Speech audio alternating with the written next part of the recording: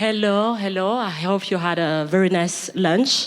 So we're going to start this session, which is on ecosystems, solidarity, how to make sure that the fight for reparations and reparative justice is made in a way that we do it together.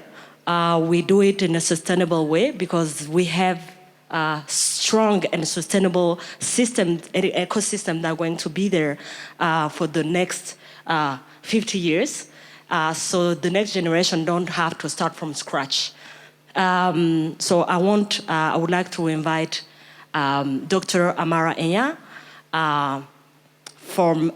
President of the Movement for Black Lives, William Carew from ECOSOCC, head of ECOSOCC.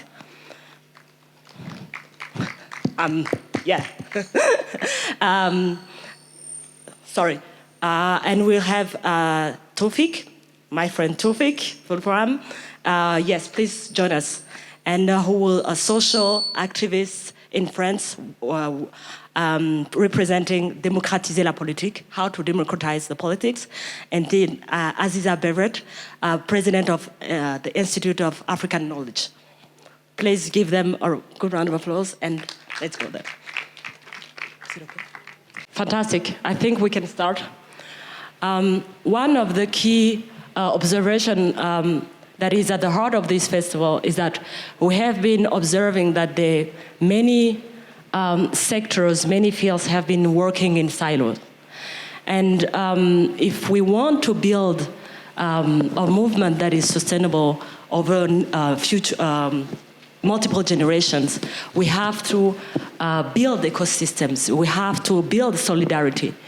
And that's why we decided to have this session, these discussions with people coming from 3 different continents, but who are also connectors among, between continents and connectors among sectors.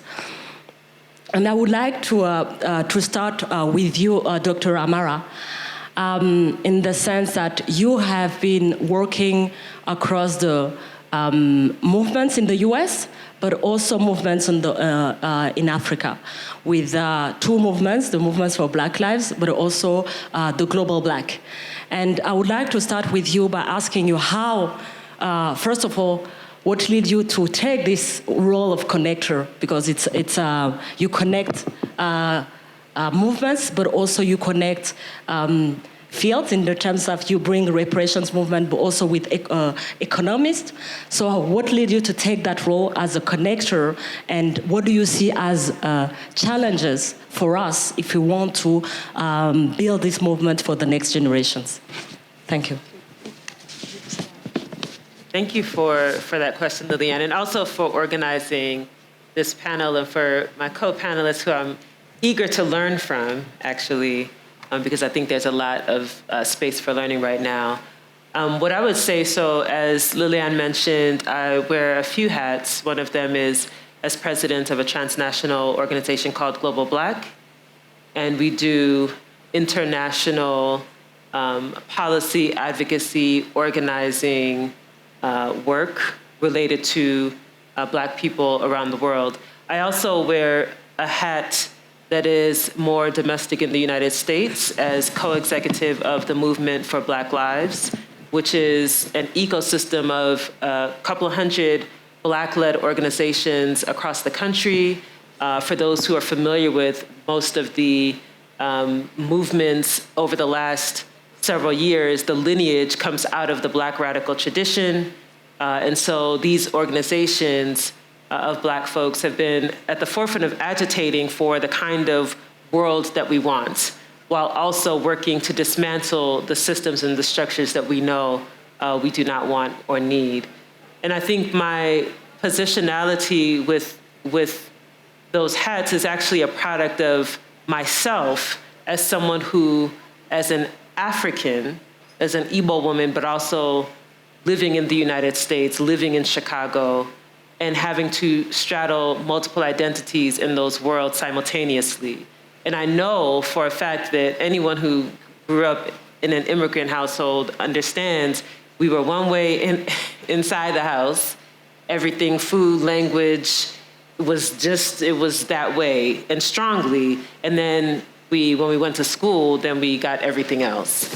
And so you are constantly navigating those identities and those ways of being, which I think created, one, the ability to navigate different spaces with a bit more ease and fluidity. You learn how to adjust and adapt. But it also, as I got older and more engaged, you never lose that connection to home. My family is still in Nigeria. The roots are still there. And so how do we take the work that we do for the benefit of our people, whether at home or abroad? And so the other thing is there's this notion that they say charity begins, actually I said they, my mother used to always say charity begins at home. So she would always say that as what you do inside, like in your own home. That's where what you claim that you are, you demonstrate there. And so for me, my immediate community where I lived, I have a responsibility there. So if I'm in Chicago, I have a responsibility to Chicago to get involved, to live out the values that we talk about, but I also have responsibility at home. And so it's manifest now in my work, which is, it's both. It is domestic in the US, but it is also very international. And I think because we are at a time where there is a resurgence, in my view, of Pan-Africanism, a resurgence of consciousness about how we are actually connected, it actually has worked out very well in that regard. You mentioned in your response to the keynote the tensions let's say tensions that we can see among the Africans, between the Africans and the diaspora, but also between the Africans and the African Americans in the United States. So how do you see, working across these different continents and in these different spaces, how do you see a way to address and tackle these challenges in the next years, also in the next decade for reparations? Yeah, so to me, being grounded in a set of African, and so we were talking about in a previous conversation about a cosmology, African principles and ways of being, I think is actually necessary if we're going to build relationships even through the conflicts and through the divisions. So something that I've always done is I recognize patterns. And so in the United States, for example, we have as we talk about xenophobia, we have certain groups that have, that will say immigrants, Black immigrants, whether you're from the Caribbean or from the continent or wherever, are different from descendants of enslaved Africans in the United States. And while when we talk about reparations, it is a question of what is the justice claim, meaning what are those descendants of enslaved Africans entitled to from the state because of the system of slavery and all of that, there's also this element that has devolved into xenophobia. You are not from here, you are part of the problem. You are not from here, you are taking my job, or you are masquerading as an African American. And so it's devolved into that. And I say devolved because if it's just a discussion about reparations, there is a legitimate discourse around what is the justice claim to the state. But this element of xenophobia, which demonizes particular groups, has also emerged. But we also see that elsewhere. It's not just in the United States. We also see it in South Africa. As a Nigerian, and what happens between immigrants in South Africa, whether it's Nigerians or from Zimbabwe or what have you, and you have these elements of xenophobia where the other is coming in and creating harm, and it comes from a space of scarcity, in my view, and an understanding of these systems is limited, and we have to operate within them, and there's only so much to go around, and if we don't get it or they interfere with us getting it, then that's going to be a problem for us. I think that's what partly engenders that thinking, that form of thinking, but we have to confront it directly. I think any hesitation in actually confronting that phenomenon would be untrue. It would not be starting from a place of truth. It would be trying to outline the perfect victim or the perfect group, a very simplistic narrative that's actually not the case. But if we're going to build movements, especially across continents, we're going to have to confront those dynamics in a very honest way so that we can actually get to the root of them, but still be able to build as we advance our collective goal. Mm-hmm. Thank you. William, I would, as the head of ECOSOCC, an organization that brings different civil societies together and link them to the AU institutions, I would like to ask you, because in this conversation, many people have raised the concern about states that are going to co-opt the discourse of the conversation on reparations and the agenda of reparations. So as an actor who is at the intersection or who is linking and bringing together civil societies, organizations, but also states, how do you see that into consideration? And in the past trajectory of the work of ECOSOCC, what have you seen those challenges and how do you see them in the next decades? Yeah, thank you very much. And thank you to the fantastic team for putting this brilliant initiative together. Like you rightly said, one of the things which is very important for us to recognize is the fact that the quest for reparation, and particularly in view of the resistance and opposing views that we have seen over the years, requires us to be able to have a single narrative in terms of our engagement with regards demanding for accountability. When you look at the African Union, it's an ecosystem that consists of the people being at the center, and at the same time, you have the various structures in terms of the interaction and the decision-making powers. You cannot function effectively without the people if the African Union have to remain a people-centered and a people-driven African Union. And the reason why ECOSOCC was established is to give meaning to that philosophical foundation of a people-centered and a people-driven African Union.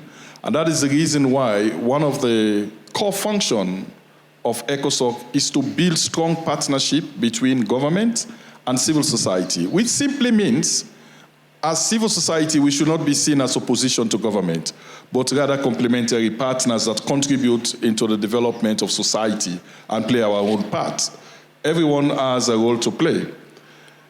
So when you look at the whole conversation around reparation, it's supposed to be move away from that diplomatic and governmental level conversation to a conversation that is grounded in a multi-stakeholder fashion, where every key player or actor has their competencies, have their own leverage in terms of comparative advantage, should be part of the global movement and able to contribute in terms of what we want to achieve as a movement.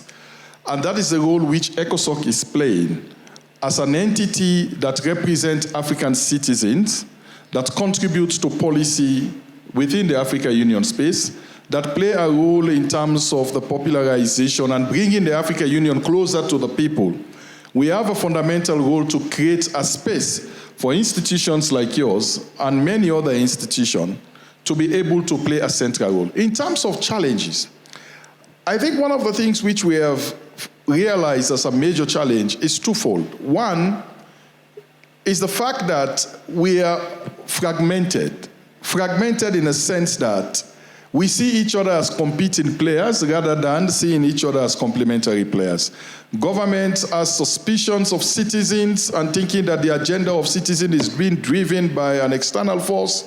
Citizens always have suspicion of government, of course, because of some of the actions of our government, and we are not able to have a constructive working relationship where we're able to have a dialogue.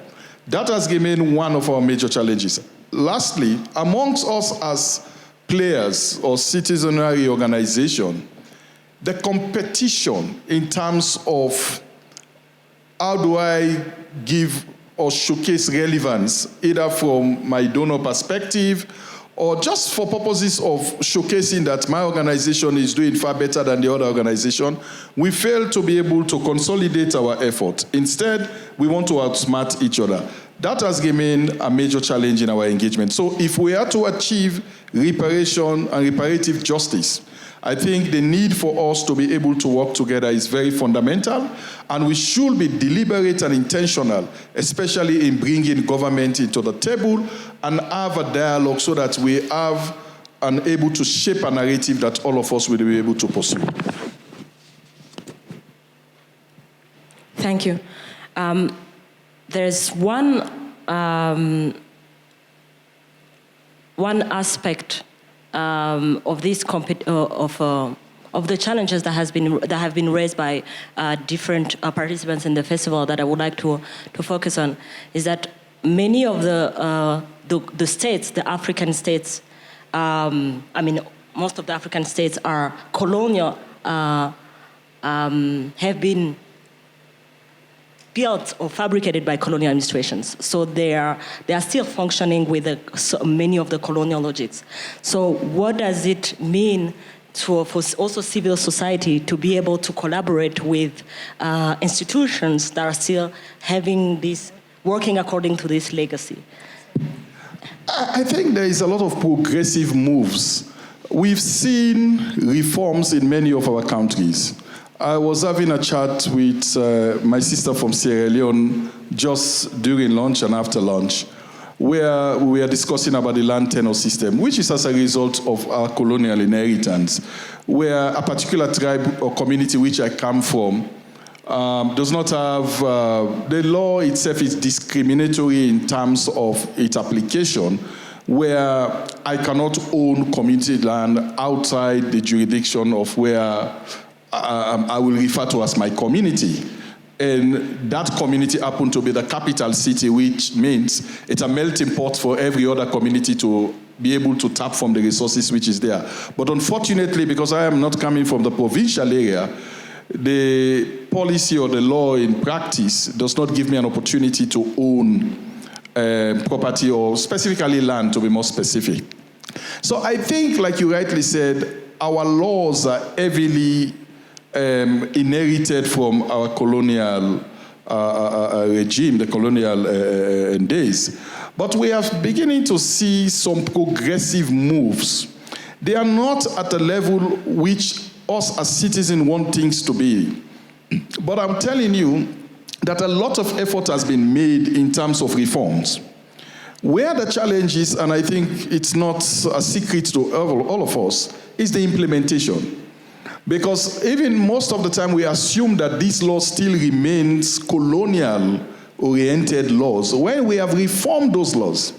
But because we are not intentional and deliberate in terms of the implementation and follow-up mechanism, and we don't have a proper mechanism for leadership accountability, we allow impunity and things to be done in the same way, and then we still continue to be casting blame on inheritance from the colonial era. So I think what we need to do as citizenry group is to be able to first and foremost understand our rules and our policies. What are some of the laws that are taken at the regional and continental level? How are they aligned to our national rules and regulations? Have we domesticated some of these commitments and treaties that our leaders have signed at the international or continental level? These are critical questions. And let me land on this. It's unfortunate that most civil society organizations, especially those operating in Africa, understand the SDGs better than the Agenda 2063, which is our own continental blueprint that you need to be able to have ownership and leadership of, so that we can be able to actually achieve those aspirations which we have already designed for ourselves emanating from the SDG. So we lack ownership, we lack leadership, and we are not able to pursue some of this agenda because of lack of information. So I think one of the things that we need to do, it is not only to hold government accountable, which is very fundamental we have to do, but we need to be able to undertake studies and understand our internal policies and processes, so that when we are interfacing with government and demanding for accountability, we are speaking from an informed point of view, and we are also profiling solutions rather than sitting on the fence and just throwing stones. I think until we begin to look at things from that perspective and see the power we have as citizens to do and undo things, that is the only way we can make a difference. Thank you. I'm going to start with you, Taoufik Vallipuram. So you are a connector as well, a connector in two different, bringing together, I would say, two different worlds. You are based in France, and you're trying to connect civil society organizations with the private sector, but also the philanthropy, but also trying to bring young people from underprivileged background into the politics. So you are trying to connect all these different worlds. So can you, first of all, try explain or help us understand, like, what led you to take that role, and what kind of challenges do you encounter? Because a lot has been said here that we need to bring like movements, workers' movements, young people movements, but what led you to take that role, and what are the challenges do you encounter? Thank you, Liliane, and hello everyone. Liliane, thank you for having tried to for having defined my activities. You know, it's never easy to define the activities of a network builder, of an organizer. So thank you for this definition. I'm very happy to be here, and I would like to start with one crucial thing. So my name is Taoufik Vallipuram. I was born in Paris to an Algerian mother and a Sri Lankan father. So I was raised in France. Unfortunately, because of the conditions where we live, I was just thinking by listening to you that maybe one common point that we have, and I will define who are we, but who we have in so-called ex-colonial countries and ex-colonized countries, that in France, for instance, I will say that children of the diaspora, they still live under conditions that remind what are living conditions in colonial areas. And when I'm saying that, I know that the parallel can be sometimes shocking, but I can tell you that we have many indicators that prove that. While here in Africa, for instance, most of the countries are so-called ex-colonized countries, but the colonial infrastructures are still rolling and rolling. So it's not easy for me to express what I have to say, because first, I'm speaking in English, which is not my mother tongue, and secondly, even if I was speaking in French, we don't have the word to describe what we're living. I mean, we need to invent new words, new concepts, and I think that is crucial in order to build movements. So now getting back to your question, what led me to be a network builder? I think this is all my story. And Dr. Amara, thank you for pointing out to this experience of navigating through different inside and outside. This is, as a working class child, this is what I've experienced. A working class at home and a dominant class when I'm at university or at business school. And how do you do this back and forth movement without forgetting who you are, but without putting on your shoulders a burden that will scratch you? And this is at the heart of my action for 3 years now, that I'm basically organizing working class people and ex-working class people like me, so that we join together, we gather our resources to tackle social, environmental, political, cultural issues that are damaging the lives of working class people in France. So my activities are mostly focused in France, and this is where I start. My starting point is myself. In the past 15, 20 years, I never benefited from a formal structure that could help me going through those traumas and build structures that can help win victories. So this is where I start, and I will quickly go to the challenge. Sorry, the challenge that I will quote are not extraordinary. I identified 3 challenges that prevent us in France, and once again I'm speaking about France, and then we'll expand the discussion about a relationship between movements in European countries, in the US, and here in Africa, but lack of trust, lack of money, and lack of time. And those 3 challenges seem very simple, but when you come from working classes, when you are brown, black, yellow, and so on, when you have to fight to make your space, in those elitist environments, you realize that the 3 challenges become, not even crucial, like a wall that you cannot climb. So the reason why I started building networks was also to say, okay, we will never be able to build similar structures than ex-colonial structures or structures that have been built by, white people, be it progressive and conservative. And you know what?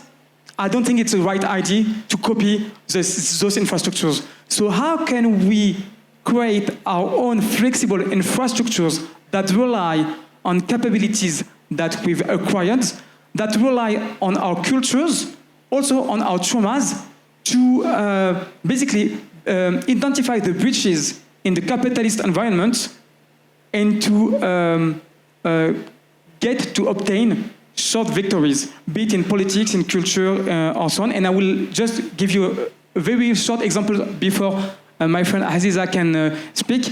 You mentioned politics. For instance, we identify in France, with a couple of friends, that when you come from working classes background, it's very hard to make it into politics. It's very hard. But no one could explain with data and with theories what was happening to candidates. So what we did is that we decided to start a research program, which name is Démocratiser la politique, or Democratizing Politics. And what we did is that, okay, we know that there is data that exists, and where we can get the job of each and every candidate for the past 20 years. So we went to the Ministry of Interior, we knocked at the door and said, okay, give us the data, we're going to analyze, and we want to prove that today, class struggles keep on in politics. And this is what we've done after 3 years of research and analyzing of data, proving that, okay, today, once again, it is more and more difficult for working class people or ex-working class people to get into politics and to make the narratives become hegemonical. So, Thank you. There's one thing that I want to focus on. I think Dr. Amara mentioned the scarcity in terms of resources that nourish this competition. William, you also mentioned it that in the civil society space, we're facing that problem. And I think you are also mentioning that.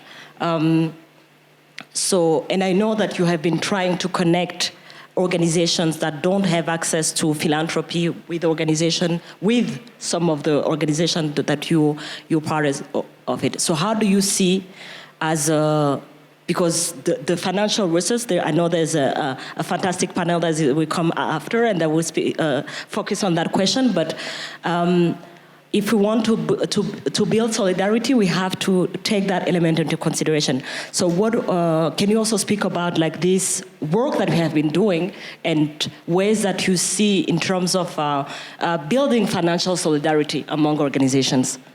Yeah, thank you, Liliane. I'll try to be as brief as possible. First, I will quote yourself when you try to describe myself that when I meet a potential funder, what I do is that instead of focusing on my needs, I'm trying to understand what are the needs of the funders and to navigate through my network and say, okay, who is the one who needs the most this potential funding. And then I will put under the spotlight these people or this organization if it is, and it's often more crucial for other orgs than me to benefit from this funding. When you meet 20 different funders, it is impossible to believe that you need or you are the best person, you're the best organization to get half or more than half of the funders which are in front of you. So this is my philosophy. I'm trying to apply it every day. I'm trying to also to share it with other orgs. But it is very difficult because you mentioned scarcity. Scarcity is, even in France, even in such a rich country, I can tell you that when an organization gets 10 or 20,000 euros, it's a lot. It's a lot. So how I do that, Liliane, is I create, I mentioned the lack of trust. So I try to understand, so there are two ways. Either you organize dinners between people so that they create trust and then they accept to share networks, contact of funders, and so on. Or the other thing is, what is the pretext that I need to put on the table so that people start collaborating? And there are so many different pretexts that allow people to collaborate without any money, that can make sure that they create trust and that they can work together to get money. So you create a festival, for instance, or you invite a couple of people to get in front of youth people to speak about the careers, the trajectories, and then they start creating relationships. And same thing, I will finish with that, I promise. Same thing in philanthropy. Philanthropy is a very, I've been entering into philanthropy in the past 3 years to fund this project or others, and I've been invited last year to join the board of 2 foundations. And the way I go into philanthropy is very clear. I go there to defend the interest of my people. So if I am not useful to my people, I don't go there. And I always for a couple of years now, I consider that my time is not my time. It's the time of my people. So just to finish that, I try to identify the value chain and to define who are the right person that I will help to enter in some part of the value chain so that we can start reorganizing the allocation of resource for our people.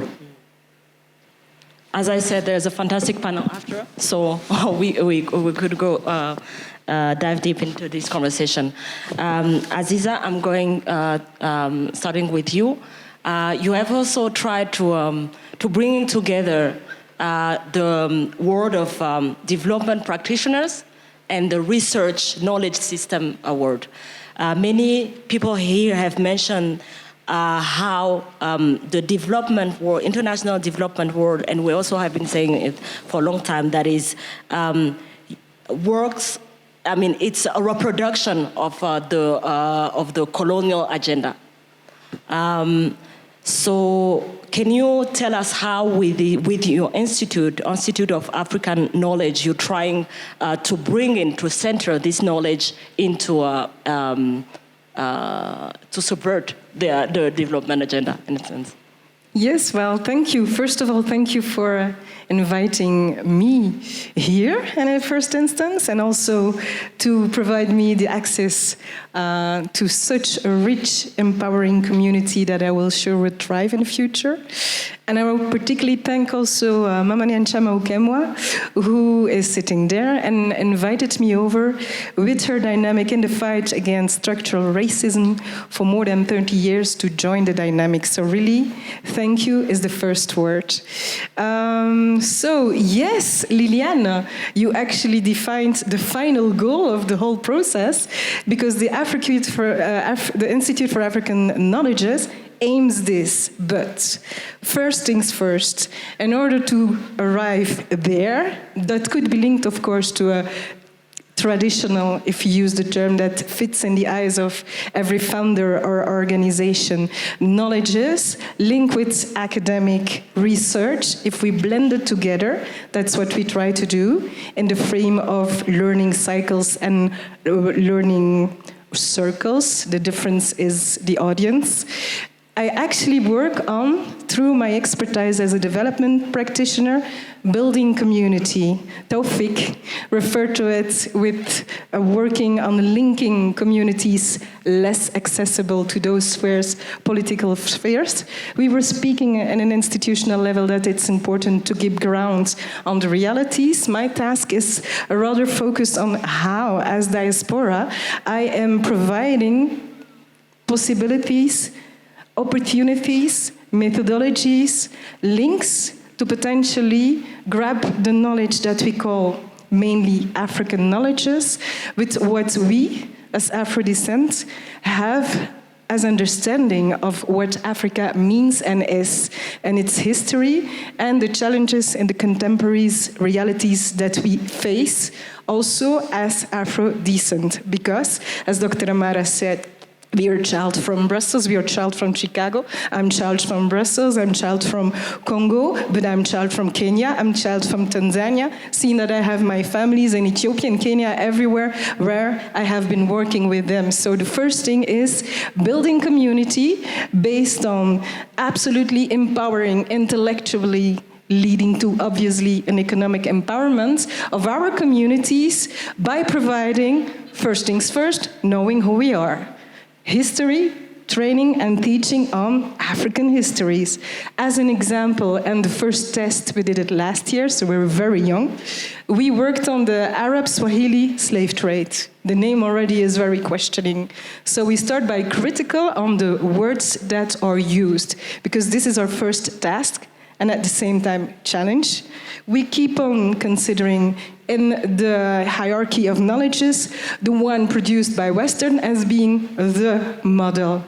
So, what do we do with the knowledge that are shared via different means that we know, oral history, but what about the click-tongue language or anything like this? So I was really considering African knowledge system as they are, with the means we have from our little Brussels or France, in order to have that knowledge acquired in the way we think, conceive, and even define ourselves as being African, let's see, community. Because this is already the start in the work exactly that we aim to have at the long term.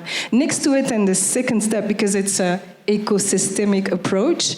As a development practitioner, my charge is, as an individual, to provide the tools, the means, the methodology to think about my contribution in my village here on the continent as being Afro-diaspora has to be professional, embedded in an approach that could be considered Eurocentric, and in the baseline is quite correct, but what we do with the Institute for African Knowledges is bringing in, let's say, the cultural/African practices, mindset thinking, ritual, traditions, whatever is happening in the region, whatever we do as contribution to the socio-economic development from our village in our home country, in mother country continent, by this approach. So this is actually the things we are doing slowly, me, myself, with the network, with the experts, with the providers of knowledge. African, yes, therefore not only cultural,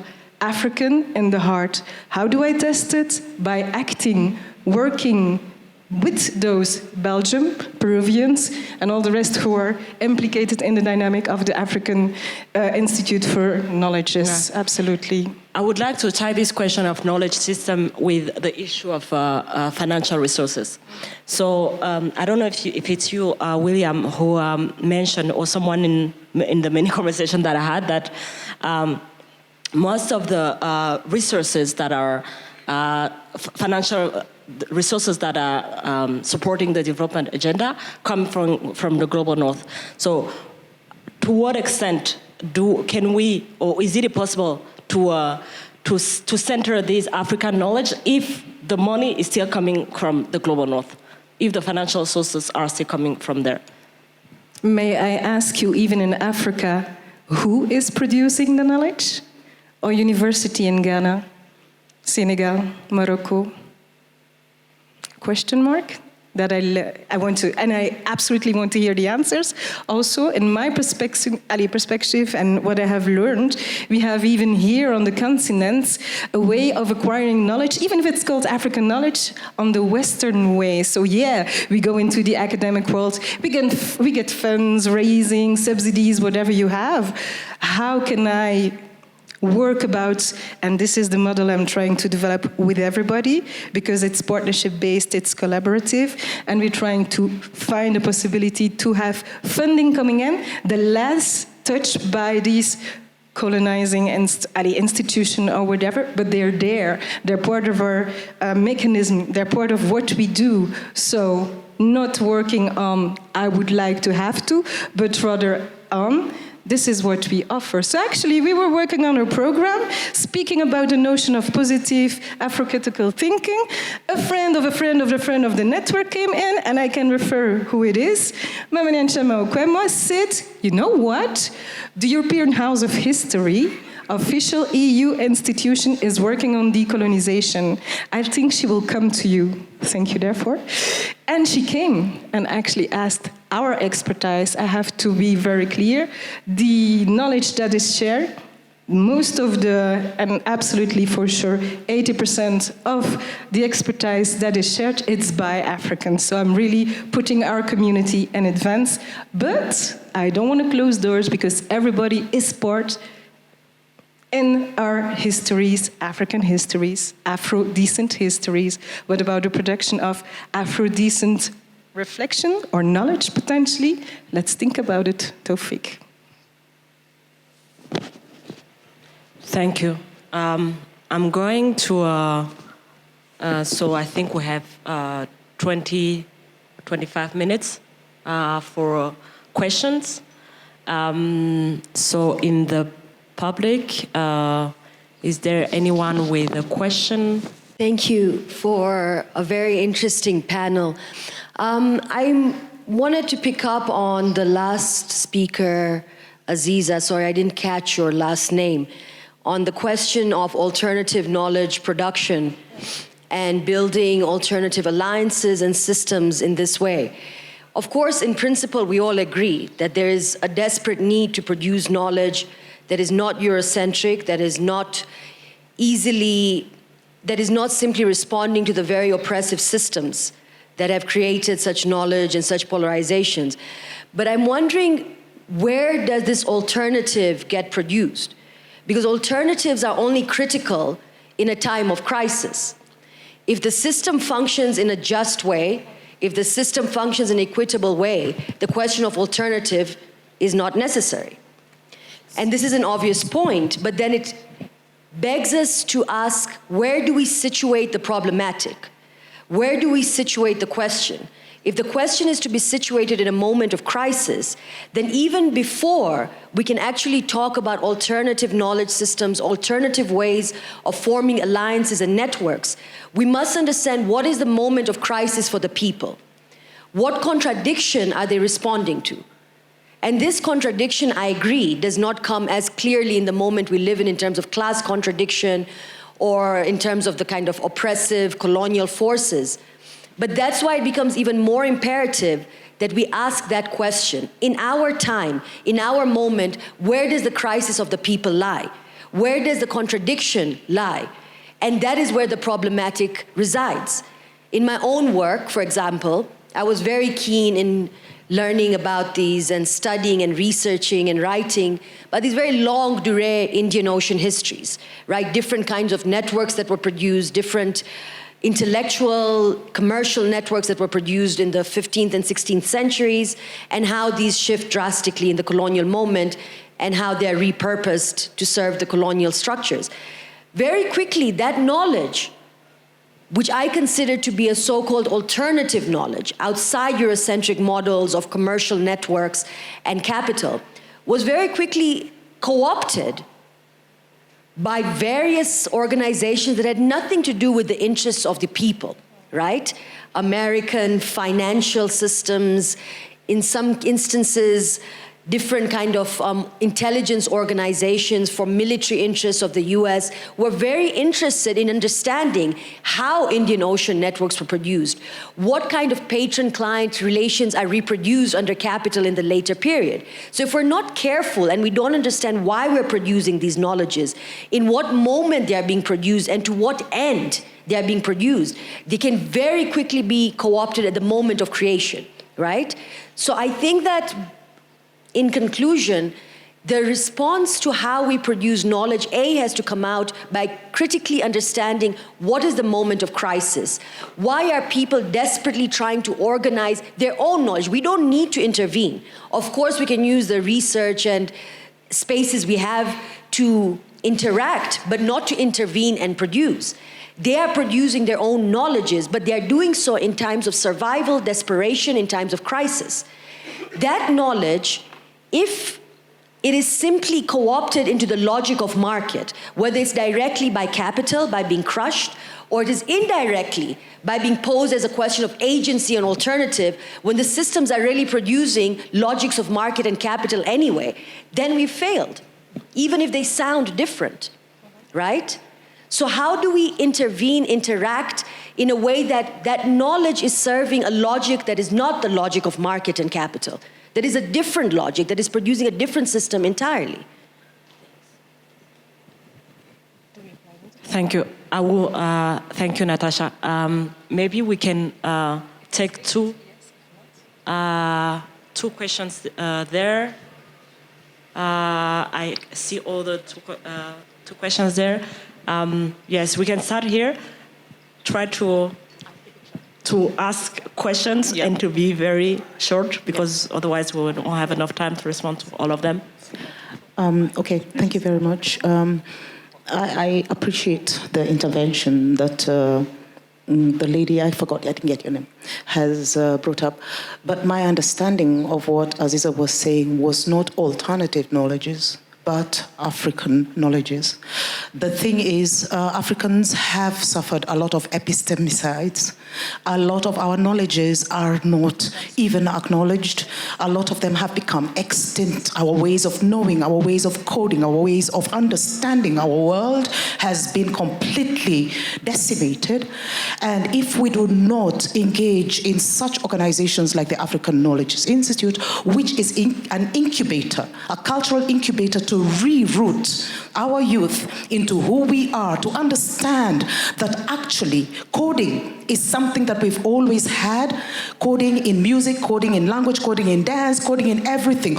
We just did not know how to call it coding. One of the most resilient colonizer is language. It frames the context, but we do have the codes. We do have to learn that we are offering a service, that we are offering the service to us. We do have to learn reparation. Starts with us going back and understanding who we are and understanding we are the inventors. We are the ones who are going to bring even artificial intelligence to a different level that's not binary, but multiple, pluriversal, and embedded in human intelligence. Thank you, thank you. The gentleman over there.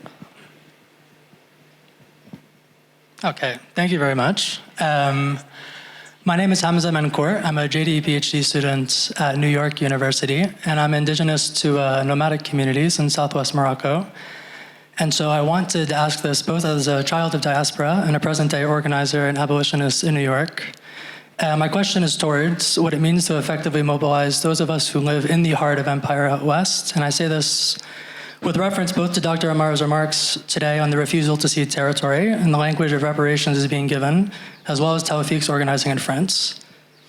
I do feel that many of us who are growing up abroad or go abroad to train to be lawyers and researchers and policymakers, professionals of social management, many of us shirk either the responsibility or possibility of direct and militant confrontation with our states, precisely because they are some of the most violent and well-resourced states in human history.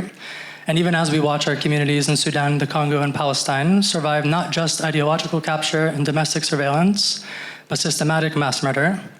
And so I'd be really interested to hear about what it means to organize and encourage and support direct action organizing abroad as people here on the continent who are not susceptible to the jurisdiction of the West, even while holding the necessity of engaging in struggle in these expert domains of policy and law as well. We see this willingness and energy to act readily abroad amongst the people in scenarios such as weapons manufacturers being sabotaged to support the Mujahideen in Gaza. And yet this isn't as readily seen when we talk about those who profit off the incarceration of our diaspora, who profit off the theft of resources in our soil.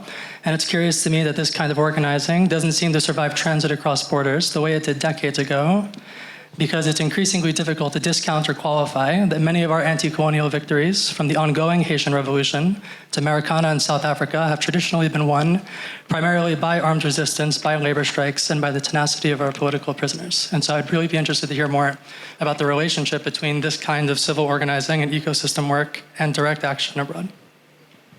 Thank you. Is it for you, Amara, I guess? Oh, yes.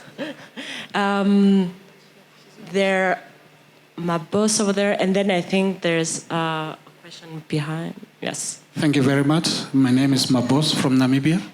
I want to just question, in this world of technology, artificial intelligence, now it is a must. We must develop our own knowledge. We have to rewrite our own history. How do we control? Because the people that controls the technology is in global north. On a very small scale, what we have done in Namibia is where the genocide occurred in 2 instances, one on Shark Island and one in a massacre in one of the small villages.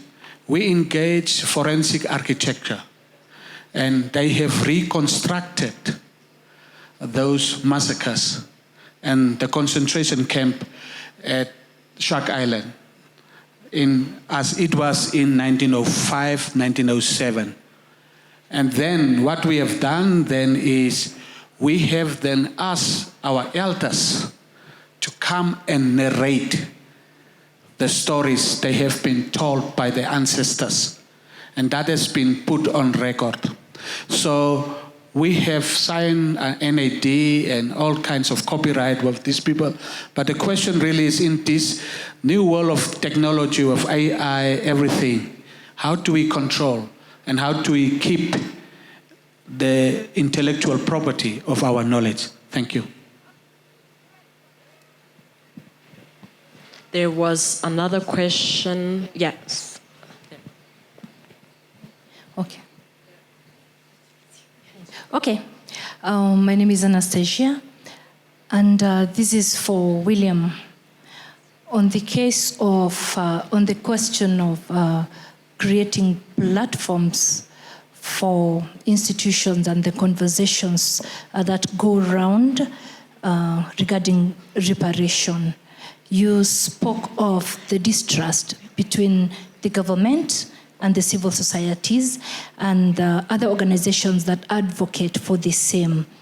My question is, yes, there's that kind of distrust that the AU might or may empower these organizations, and knowing very well that most countries that advocate for reparation are heavily still dependent on the same government that they're speaking or they're trying to reparate themselves from. How do you strike that balance so that you create environment that will favor both the government of the day and the civil societies and other institutions that depend on you as the AU? Thank you. Was a last question there. Yeah, thank you. My name is Esther Mwaniki. I lead an organization called Rapid Leaders Africa. And last year we had the privilege of hosting, we called it the Global Climate Reparations Governance Assembly, with an organization with the US. And part of what I was reflecting on is the power of bringing together Black communities. We was primarily hosting Kenyans, but Black communities from across the world. So I think we had 22 countries represented. And so I see the power of us bringing in together the conversation of solidarity among Black people. But one of the challenges I saw, and I just wanted your thoughts around it, is the power dynamics that still emerge in those spaces. I mean, especially when you have the West involved with Africans, I still see in a lot of ecosystems those power dynamics shifting back to the West, yet it's still among Black people. And so how do we build in a way that we're not just creating a different system where we have the same power dynamics is the reflection that I just wanted to share. Maybe we can start with you, Aziza, with this, with Natasha's question about the possibility of how to prevent that the knowledge system that we rely on, who consider as alternative to the US-centric policies, don't reproduce are not co-opted by the dominant hegemonic knowledge systems, and the idea of is alternative or not alternative. Yes, well, thank you for the question. That's something that we were thinking about with the expert, and particularly Dr. Thierry Amougou, who is a Cameroonese economist at l'UCL, the University of Leuven, Louvain-la-Neuve in Belgium. He is like one of the only Black professors, if I'm not wrong, and the one who is clear in his Pan-Africanist message.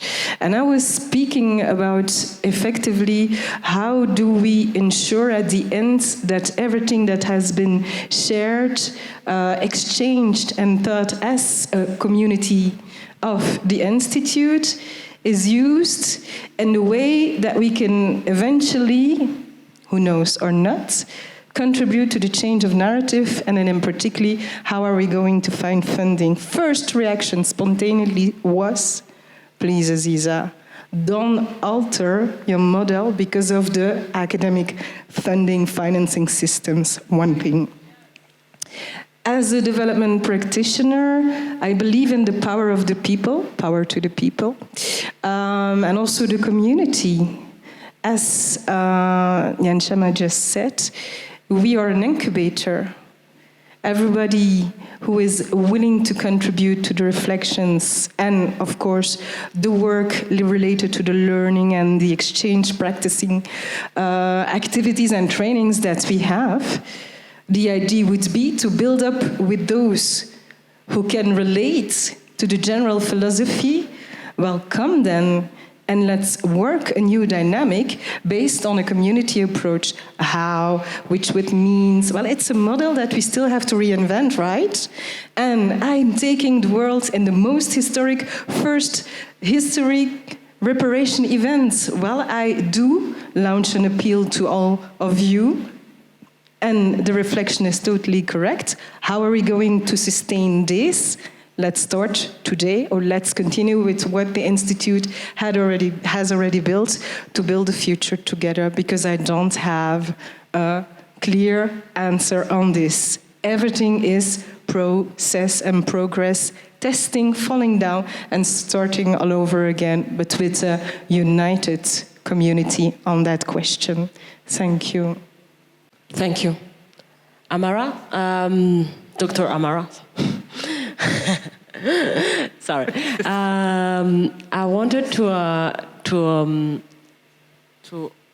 bring you this question of power in the platforms, like it was the last question. Like, how do we make sure that we don't reproduce inequalities, and when we create this platform of collaboration? And I think there's also the question that was asked about. About how do we strategize and move across geographies to make sure that we are able to challenge the state that we're confronting, whether it's in the US or France or I don't know if I got your question well, but I have. It was an excellent question. I hope you wrote it down, because actually off of the stage would like to just go deeper into that question because there was a lot there. And so I wanted to respond to a couple of things that I heard in that question. And I'll take the shorter one first, which is that on this issue of direct action, for generations, our people have gone across borders to engage, to train, to be trained on direct action, what some would consider militant training. They have done that, right? That's not necessarily the thing that they, in a typical elementary, middle, high school, or college education that you would receive, but it happened. And part of our responsibility as revolutionaries is to study and to be in a constant state of study, yeah? And so we can educate ourselves about those instances because we will recognize that the divisions that seem so large are people even before flight tickets and all of the accoutrement of living in 2025, they were able to travel across continents, and they were doing things underground too. And I need to say that, particularly around this question of knowledge and knowledge production, because all knowledge is not to be put out into the world for public consumption. And I say that because those who, particularly those who reside right now in the heart of empire, recognize that some strategy and tactics do not need to be put out for the world to know and understand. Why? Because then they are vulnerable to co-optation, and they actually undermine and actually make us insecure for the work that we are required to do at this time. So there's something about knowing what is to be shared that our people, we want them to broadly know and have access to, but there's also something about what we produce just for ourselves because it is necessary for this work that we're inside of. And for those who recognize wartime posture, who recognize what a wartime posture requires. So I really need to say that, and that same notion goes for the trainings that are there. I won't say too much on this stage, but it has happened in the past and it continues to happen. On this, the question of the responsibility in the heart of empire, particularly for those of us who hold these identities. We have home, then we have where we are. And it feels important to talk about the role of capitalism, and in particular racial capitalism, at the root of all of this that we're discussing. And I mentioned this notion in another space about capitalism as absorbing and terraforming. Capitalism absorbs and it terraforms, meaning it has to absorb everything. And then terraforming is to create something in the image that you need it to be, to create a thing in the image that you need to be, in the shape that it needs to be. That's what racial capitalism does, which is why even marginalized people in the heart of empire can be absorbed into capitalism and can actually be its perpetuators.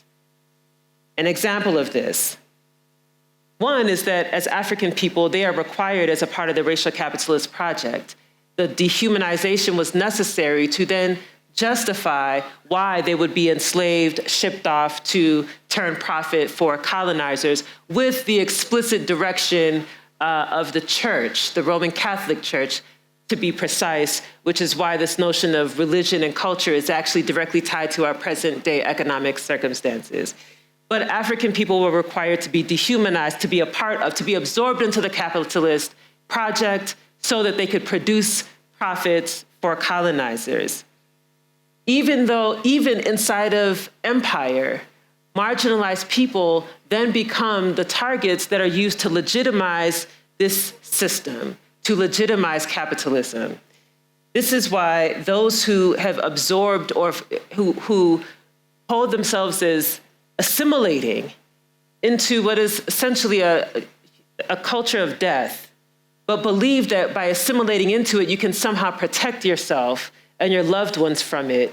It's a very real phenomenon. It's what I was speaking about this morning, that there, even as an immigrant, if I go to another country and I see that Black folks are getting shot down in the streets, what are they doing? Let me not do that just so I can keep doing my job and provide for my family. If I see that they are incarcerating Black and brown people at high rates, it is going to affect what you think you must do to survive. And that is a tension that you must sit inside of, because when we know what justice looks like, there are certain things that become untenable, but we have to balance that with our responsibilities to ourselves and our desire to not be crushed by empire. But what is our responsibility? For those of us who reside inside of empire, even as marginalized people, our responsibility at this time is to draw out the contradictions of empire and to connect the dots about what is happening. What that means is, right now in the US, white people are feeling economically insecure. Many of whom Black folks we already understand what it is to live under fascism, because the state was never operating in our interest. So what we're fighting for is not to go back to a pre-Trump era. We're not fighting to go back to a time when it was, everything was rosy. We always knew that these systems are not legitimate, and we always contend with and fight the system and reject the premise of the system. What's happening now is that others who have benefited and have been just fine in these systems are now experiencing discomfort. They are seeing that, I lost my job. I don't have health care. We have a responsibility to continue to draw out those contradictions, because that is what is going to raise their consciousness to understand what the real enemy is. That it is not the immigrant that came in that you now want to deport en masse. It is not the Black person or the Latino person or the whomever that you are told is the other and is the reason for your hardship. That it is actually the system of racial capitalism that is in fact fueling militarism. There is a direct link between AFRICOM and its presence on this continent and the interests of empire. There's a direct link between why there is not as much amplification of what's happening in Sudan and Congo, but we do see what does get amplified. We have a responsibility to connect those dots. It is why we cannot be silent when any genocide anywhere is happening, because we know that as a product of an imperial project, the genocide of people in Gaza is directly linked to the killing, the bombing of a neighborhood in the middle of Philadelphia in Pennsylvania in the US. They literally bombed an entire block of Black people to bomb them into submission and into silence. There is a direct link. It's why when we had the uprisings after the murder of Mike Brown, it was our Palestinian comrades who actually supported in our protests how we actually navigate when the police are using tear gas, when the police are kettling us and doing all of those things, because we know that it is not just the borders that actually that dissolve the impact of capitalism and empire. But if we don't actually connect those dots with intention, we will continue operating in these silos as though our positions and our struggles are unique. And the power of a Pan-African mindset and the power of being out of the space of just the US or just Jamaica or just wherever is because you then see how all of the dots are connected and what the actual system is. And then we know what strategies, or we can at least work to develop the strategies that can dismantle those systems and structures, but also that can build the systems and structures that we actually need and deserve. Sorry to interrupt you. Thank you so much, Amara. I think there's indeed these contradictions. I mean, I'm not going to try to summarize what you have said eloquently, but I think what is a kind of thread in this discussion, as if we want to build solidarities in this ecosystem, I think we have to be aware of these contradictions. We have to highlight these contradictions, expose them, and address them. I would like to give you the space to respond to your question, William. Yeah, thank you. I think one thing which has come out clearly is the fact that regardless of the context, the challenges remain the same. And the people are actually at the receiving end in terms of the perpetrators. And when I listen to my sister, when you talk about how do we strike the balance, indeed that is what we need to be able to strike that balance. Because we acknowledge the fact that there is huge trust deficit. And especially dealing with trust deficit in a context where we have to deal with issues of systemic corruption, in a context where we have huge governance deficits, in a context where we will have to ask the question, how accountable are our leaders? especially when there is misuse of resources that affect our education system, that affect the health system, that affect infrastructures and the like. These are situations which we are confronted with. And we are faced in a scenario where the citizens have a role to play. Whether it is not going to be an easy fight. We need to be able to understand that. And that is the reason why we are looking at how do we empower citizens so that citizens continue to undertake what we refer to as societal audit. When you undertake a societal audit, you're able to identify those fundamental challenges that is affecting society. But because we work in this field, we undertake research, we have evidence, we're exposed, we have all the knowledge that my sister has been talking about in terms of the research that they have undertaken. We should not only be an activist that demand for accountability without profiling solution.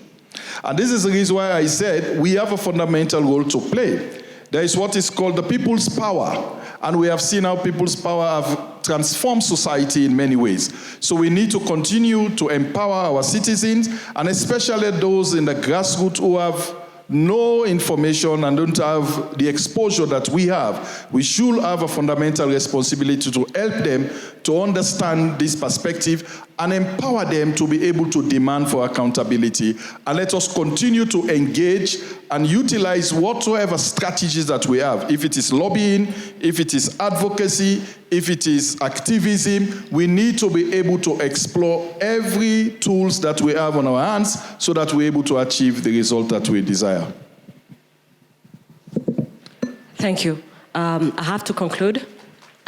Please give big... Sorry. I will promise I will be short.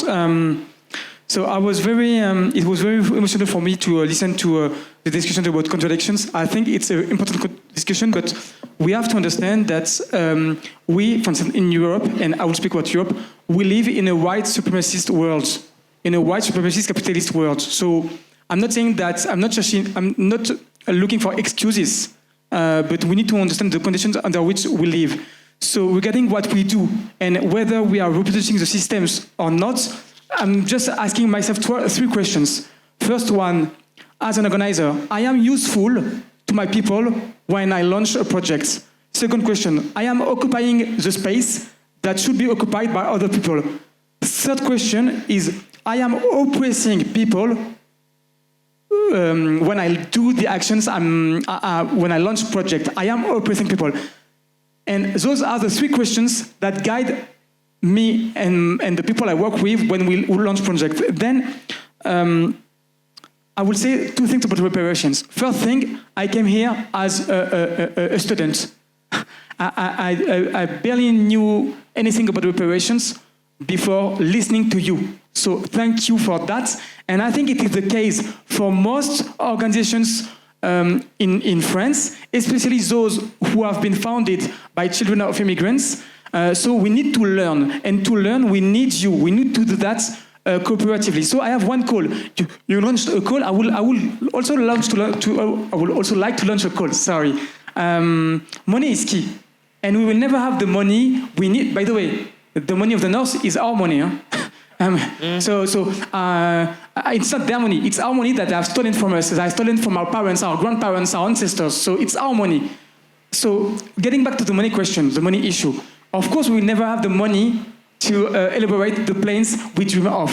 But I think it's an advantage because it's a way to avoid reproducing systems. But regarding the money thing, that I think that money is a right tool to foster cooperations. So regarding reparations, I would love to launch this call here and for people who are listening to us and people we know that let's, for instance, next year, let's allocate 1% or 2% of the budget of organizations that we put in a common bucket in order to think together what does it mean to work on reparations and how can we use the resources that we have in order to make this topic become bigger and bigger. This is the proposal I put on the table. It is not perfect, but if we don't make proposal and if we don't work together, for sure, white supremacists will keep on organizing the world as they wish to. Thank you, Taoufik, for ending with this very concrete project of solidarity, and I love it. But thank you so much. Please give a big round of applause to our panelists. It was a very amazing conversation, and I hope that we will continue over the next few hours. And yes, thank you so much.